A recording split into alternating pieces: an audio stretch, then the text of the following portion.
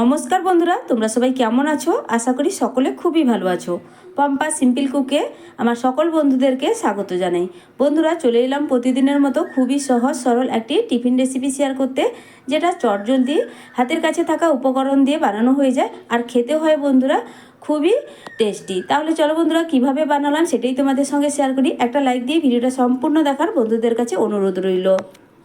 সবার প্রথমেই এখানে আমি নিয়েছি একটা ছোট বাটির 1 বাটি পাতলা চিড়ে। আর এই পাতলা চিড়েটা নেওয়ার সুবিধা, খুব তাড়াতাড়ি এটা কিন্তু ধোয়ার সময় নরম হয়ে যায়। তবে এই রেসিপিটি বানানোর জন্য তোমরা কিন্তু যে কোনো চিড়ে ব্যবহার করতে পারো, তবে সময়টা একটু বেশি লাগে। তোমরা কিন্তু চিড়েটা একটু ভিজিয়ে রাখতে পারো। তো বন্ধুরা দেখো, চিড়েটা আমি একটা বাটির মধ্যে নিয়ে নিলাম। আর এই চিড়েটা এবার 2 থেকে 3 বার জল পাল্টে পাল্টে ধুয়ে নেব।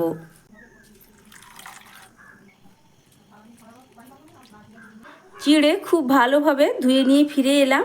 এখন আমি তোমাদের দেখাচ্ছি চিড়ে এখন কিন্তু নরম হয়ে গেছে।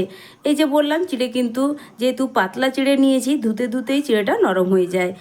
এবার নিয়েছি এখানে একটা মিক্সিং জার। এবার এই মিক্সিং জারের মধ্যে পুরো চিড়েটাই নিয়ে নিলাম। একদম যেহেতু জল ঝরিয়ে নিয়েছি, এর মধ্যে এক্সট্রা কোনো রকম জল নেই। এবার এই বাটির মাপ করে আমি কিন্তু 1 বাটি চাল আগে থেকেই ভিজিয়ে রেখেছিলাম, ওভারনাইট ভিজিয়ে রেখেছি। আমি কিন্তু সকালবেলায় রেসিপিটি বানাচ্ছি জলখাবারের জন্য। এবার এই চালটা এর মধ্যেই দিয়ে দিব। আমি এখানে আতপ চাল ব্যবহার করেছি বন্ধুরা। দেখো, এই আতপ চালটা আমি 2 থেকে 3 বার জল পাল্টে পাল্টে ধুয়ে নেওয়ার পর আগের দিন রাতে ভিজিয়ে রেখেছিলাম। এবার জল ছেঁকে ছেঁকে এর মধ্যেই দিয়ে দিতে হবে। চিড়ের পরিমাণ কিন্তু খুব বেশি দেওয়া যাবে না। এখানে আমি 2 টেবিল চামচ চিড়ের ব্যবহার করেছি, একদম ছোট বাটির 1 বাটি চিড়ে ব্যবহার করেছি। এরপরে দিয়ে দিচ্ছি হাফ বাটি এখানে জল। ঢাকনা চাপা লাগিয়ে খুব ভালোভাবে একটা মিহি পেস্ট বানিয়েই ফিরে আসছি। তো চালের পেস্ট একদম রেডি। একটা মিক্সিং বোলের মধ্যে আমি এবার এই পেস্ট ঢেলে নিচ্ছি। এটা কিন্তু খুব বেশি পাতলা হবে না, একটু গাঢ় করে রেডি করতে হবে। দেখে নিশ্চয়ই বুঝতেই পারছো বন্ধুরা। এখন দিয়ে দিচ্ছি স্বাদ মতো লবণ, দিয়ে খুব ভালোভাবে মিশিয়ে নিতে হবে। লবণটা মিশিয়ে নেওয়ার পর এবার এই ব্যাটার এক সাইডে সরিয়ে রেখে দিয়ে এই টিফিনের জন্য একটা ঝটপট স্টাফিং বা পুর তৈরি করে নেব। তো এবার ব্যাটারটাকে আমি এক সাইডে সরিয়ে রাখছি।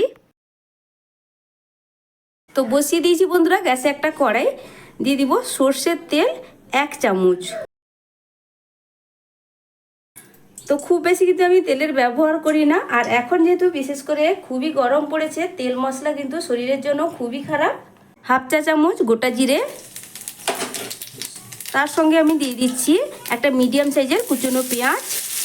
পেঁয়াজটাকে একটু নাড়াচাড়া করে হালকা করে ভেজে নেব। ঝালের জন্য 2টো দিয়ে দিচ্ছি কাঁচা পাকা লঙ্কা। তারপর এখানে দেখো বন্ধুরা, নিয়েছি একটা মিডিয়াম সাইজের গাজরের অর্ধেক পরিমাণ গাজর। এখানে আমি ভালো করে খোসা ছাড়িয়ে ধুয়ে নেওয়ার পর আমি এখানে কিন্তু একদম ছোট ছোট করে চৌকো চৌকো করে এইভাবে কেটে নিয়েছি। আর তার সঙ্গে নিয়েছি বরবটি সামান্য পরিমাণ, একদম ছোট ছোট করে আমি কুচিয়ে নিয়েছিলাম। তবে সবজির পরিমাণটা যতটা পরিমাণ টিফিন বানাবে সেই বুঝেই কিন্তু সবজিটা নিয়ে নেবে, বা এখানে তোমরা তোমাদের পছন্দ মতো সবজি ব্যবহার করতে পারো। স্বাদ মতো লবণ, সামান্য একটু হলুদের গুঁড়ো। ভালো করে সবজিটা একটু নাড়াচাড়া করে মশলার সঙ্গে মিশিয়ে নিয়ে একটু ঢাকনা চাপা দিয়ে দেব।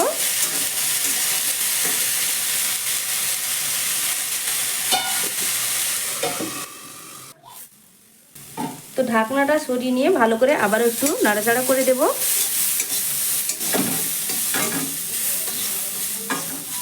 তারপর এখানে দিয়ে দিচ্ছি একদম সামান্য একটু জল।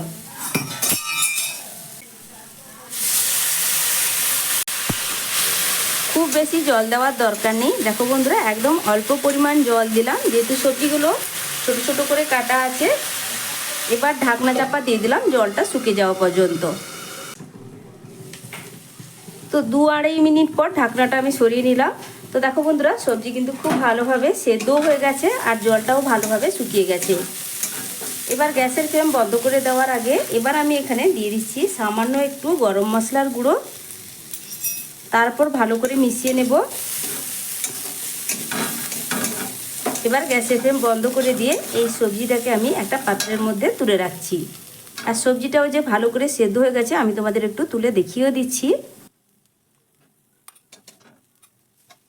এবার দেখো বন্ধুরা, এখানে নিয়েছি একটা ইডলি মেকারের একটাই প্লেট নিয়ে নিয়েছি। আর এই যে কয়েকটা খোপ আছে এর মধ্যেই টিফিনগুলো ঝটপট তৈরি করে নেব অল্প তেলের মধ্যে। তো দেখো, একটা খোপের মধ্যে সামান্য একটু তেল নিয়ে নিলাম, হাফ চা চামচের থেকেও কম নিয়েছি। তারপর সবগুলোর মধ্যে আমি ব্রাশ করে দিচ্ছি।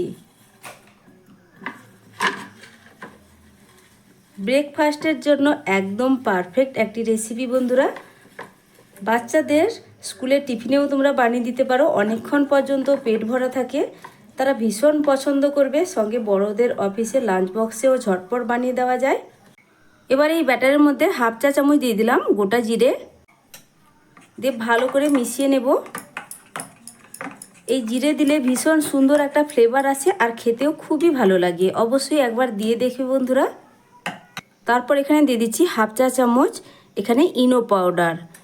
ইনো পাউডারের জায়গায় বেকিং সোডা এখানে দিয়ে দিতে পারো চা চামচের 1/4 ভাগ। এর থেকে কিন্তু বেশি দিতে যাবে না, তাহলে কিন্তু এই টিফিনটা খেতে ভালো লাগবে না, কালারও চেঞ্জ হয়ে যাবে আর এর মানে ফ্লেভারটাও কিন্তু খুবই খারাপ আসবে বেকিং সোডা যদি দাও।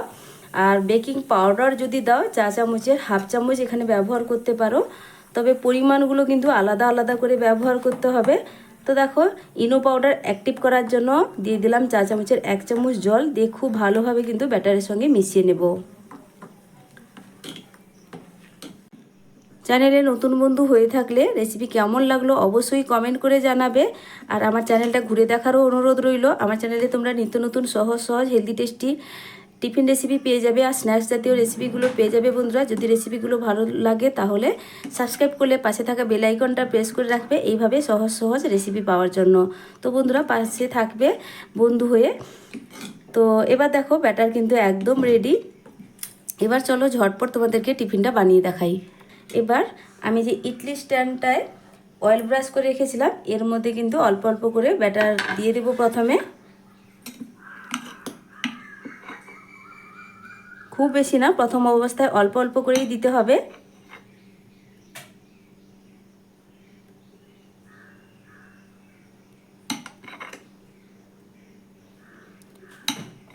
এইভাবে যদি বন্ধুরা মানে তোমাদের কাছে এরকম প্লেট না থাকে, ইডলির প্লেট না থাকে, তোমরা কিন্তু যে কোনো বাটি বা একটু গভীর টাইপের প্লেট থাকলে সেগুলোতেও বানিয়ে নিতে পারো, খুব সহজেই কিন্তু তৈরি হয়ে যাবে।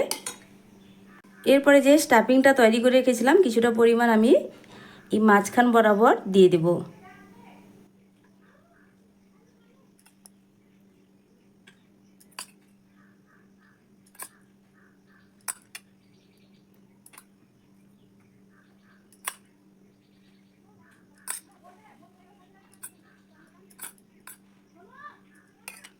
তো কিছুটা করে এইভাবে পুর দিয়ে দেওয়ার পর আবারও কিছুটা করে ব্যাটার দিয়ে দিতে হবে উপর থেকে।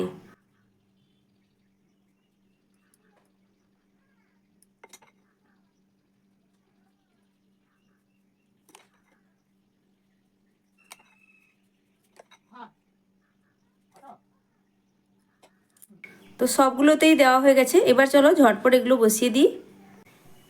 এবার দেখো বন্ধুরা, আগে থেকেই একটা কড়াইতে কিছুটা পরিমাণ জল বসিয়ে দিয়েছিলাম, জলটা কিন্তু ফুটতে শুরু করেছে। এবার আমি দিয়ে দিয়েছি একটা স্ট্যান্ড। এই স্ট্যান্ডের উপরেই আমি কিন্তু ইডলির যে প্লেটটা আমি রেডি করেছি সেটা কিন্তু বসিয়ে দেব। তারপর ওপর থেকে একটা ঢাকনা চাপা দিয়ে দেব আর এটাকে হতে দেব এখানে 7 থেকে 8 মিনিট। 7 থেকে 8 মিনিটের পর আমি এবার ঢাকনাটা সরিয়ে নিচ্ছি। এবার একটা টুথপিক নিয়েছি, টুথপিকের সাহায্যে আমি চেক করে দেখে নিচ্ছি টিফিনগুলো পুরোপুরি রেডি হয়েছে কিনা। তো দেখো বন্ধুরা, টুথপিকের গায়ে কিন্তু একটুও লেগে যাচ্ছে না, তার মানে টিফিনটা রেডি হয়ে গেছে। এবার গ্যাসের ফ্লেম বন্ধ করে দিলাম। এবার এই প্লেটটাকে আমি খুবই সাবধানে তুলে নেব, একটু ঠান্ডা হওয়ার পর তোমাদের আমি তুলে দেখিয়ে দেব। এখন কিন্তু এই টিফিনগুলো পুরোপুরি ঠান্ডা হয়ে গেছে। এগুলো কিন্তু খুব সহজেই আমি তুলে তোমাদেরকে দেখিয়ে দিচ্ছি। দেখো বন্ধুরা, এগুলো কিন্তু হাতেই খুব সহজেই উঠে আসবে। একটু সাইডগুলো এইভাবে হাত দিয়ে দেখো আমি ছাড়িয়ে নিচ্ছি।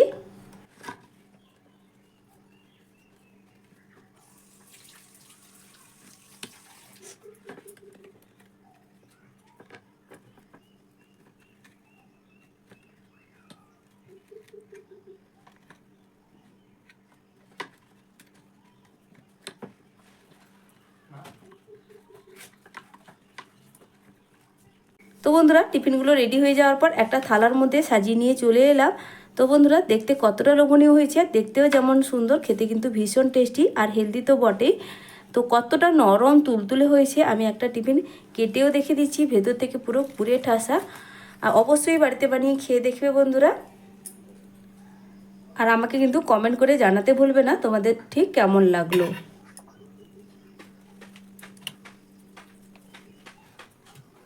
তো বন্ধুরা, আজকের মতো আসছি, ফিরে আসবো নতুন এক রেসিপি নিয়ে। তোমরা সকলে ভালো থেকো, সুস্থ থেকো। এগুলো খাওয়ার জন্য আলাদা করে কোনো কিছুর প্রয়োজন হয় না, তবে টমেটো চাটনির সঙ্গে খেতেও কিন্তু বেশ ভালো লাগে। তোমরা কিন্তু চাটনির সঙ্গেও পরিবেশন করতে পারো, সসের সঙ্গে, যে কোনো কিছুর সঙ্গেই পরিবেশন করতে পারো। তাহলে সকলে ভালো থেকো, সুস্থ থেকো বন্ধুরা।